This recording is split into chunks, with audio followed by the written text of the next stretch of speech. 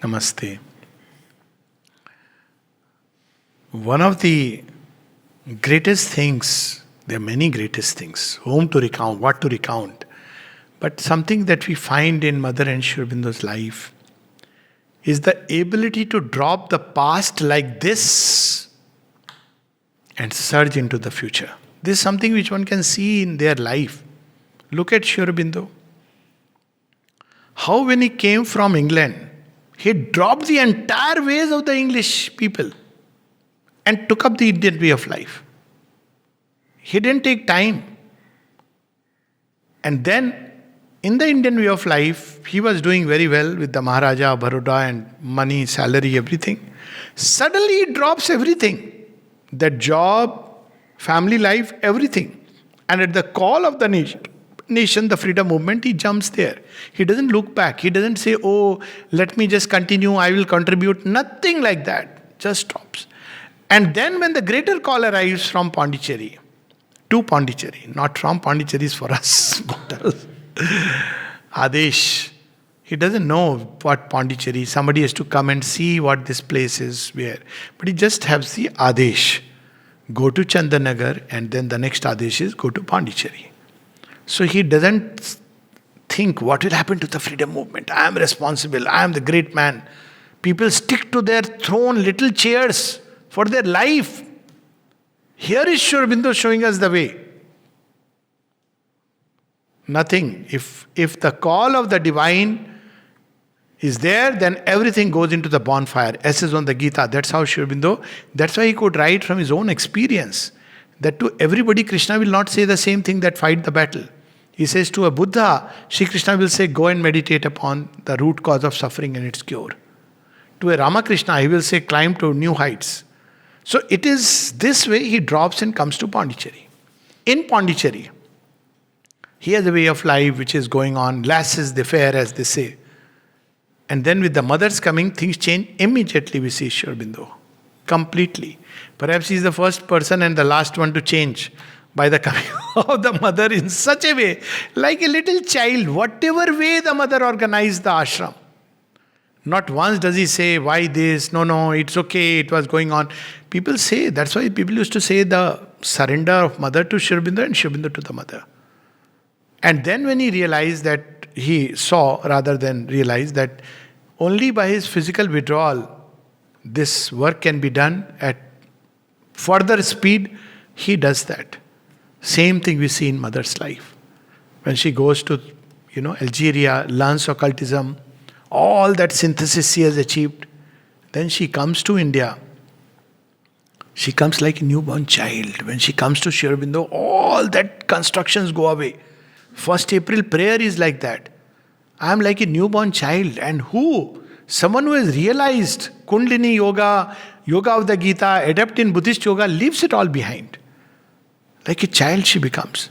Then she goes to the Second World War, she's all that there. And then when she comes, all family ties, everything are left behind.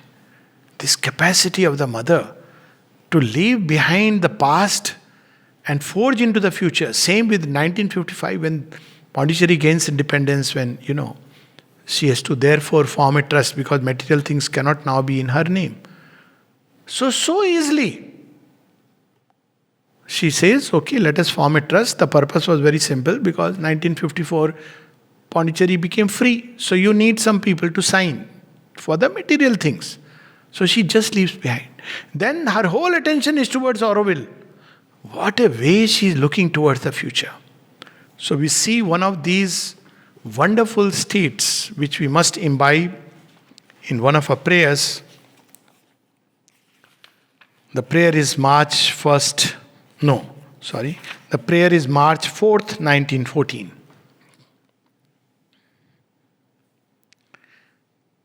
It is the last time, it may well be for long, that I write at this table.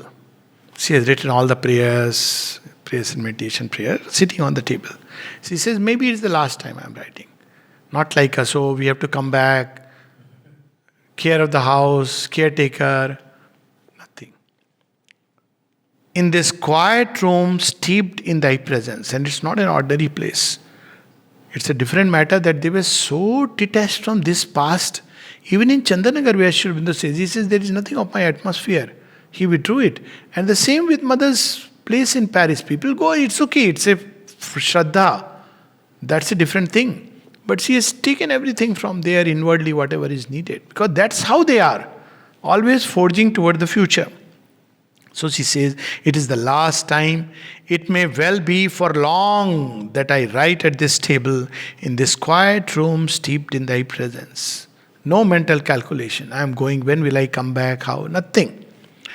For the next 3 days, I shall probably not be able to write because she will be leaving on March 6. The next pair is Geneva. It is in an inner concentration that I contemplate this page which, as it turns, vanishes into the dream of the past. And I regard this other page, blank, but in potentiality full of the dream of the future. So wonderful. The previous two prayers, we have read it earlier, but the previous prayer is that as the departure comes near, she looks toward the future with hope. She doesn't know that she is the future. But she says that we are not, whatever the past was is gone.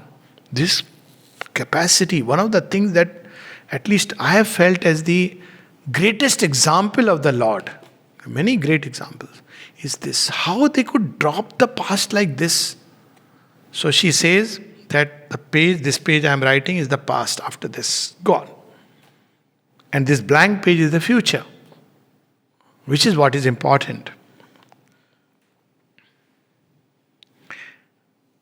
And yet, what is small thing it seems? Why? Because now past, future, present have all gone into a vastness, tremendous and complete. And yet what is small thing it seems? Childish and without importance. When looked at in the light of thy eternity. At one place he says that earthly realizations take too big a place in our consciousness. Because we think that, this is everything. But truly speaking, earth is speck. That's the consciousness in which if one lives, then one can work upon earth. Work is upon earth, but the consciousness should be as vast as eternity.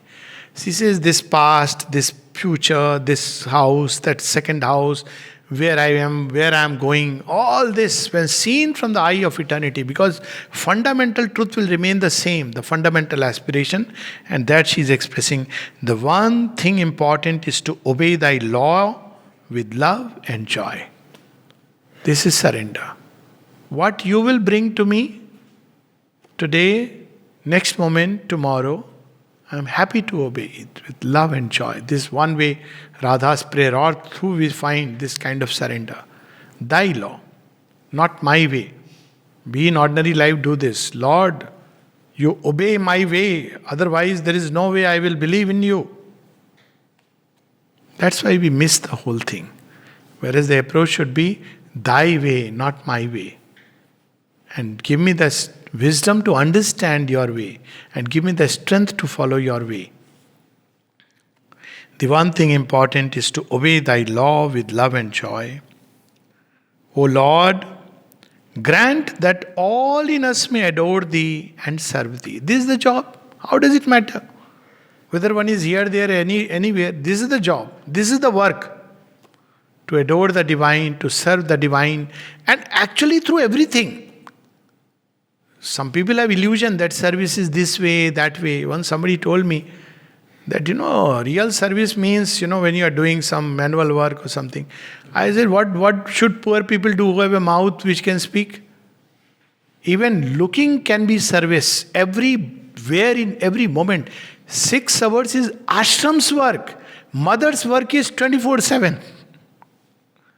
Mother's work is not limited. This is a training ground so that we can learn to grow unselfish in our dealing with everybody. It's not like after 6 hours now, I will lead my life in my way. In everyday relations, activities, food, human beings, approaches, everything. To do it with that sense of the sacred, that this also is mother's work. Teaching a child, taking a class, meeting people, Going to a restaurant, why not? Everything can be done in that spirit. Cooking food, everything has to be done in that spirit. Dealing with issues, problems, when we are ill, it's somebody else's work. It is also mother's work. Mother, this is my body, prone to illness. Do something so that your energies can pour into this living matter. Fine. If it works, fine. Doesn't work, is fine. But at least that invocation is mother's work. When we are sick, we can do that. So Roga Yoga, not that Roga Yoga is the best way to do it. Don't make it branded. Roga Yoga. Another is Bhoga Yoga. That also people do. But everything, and actually when the Gita says Yukta Ahara Viharasya, Vihar is the word it has used. In everything to be in that state. O Lord, grant that all in us may adore Thee and serve Thee. May all have peace. So before she departs, she is telling everybody, may this creation be full of peace. So we'll read it, March 4th, 1914.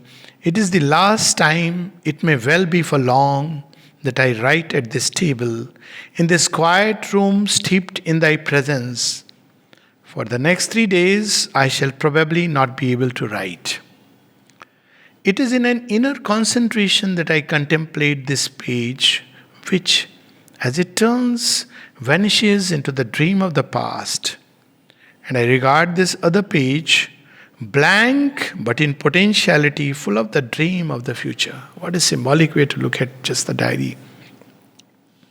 And yet, what a small thing it seems. This is to combine the widest and the smallest. Supramental. The least detail with the most vastest of vast. And yet, what a small thing it seems, childish and without importance, when looked at in the light of the eternity. The one thing important is to obey Thy law with love and joy. O Lord, grant that all in us may adore Thee and serve Thee. May all have peace.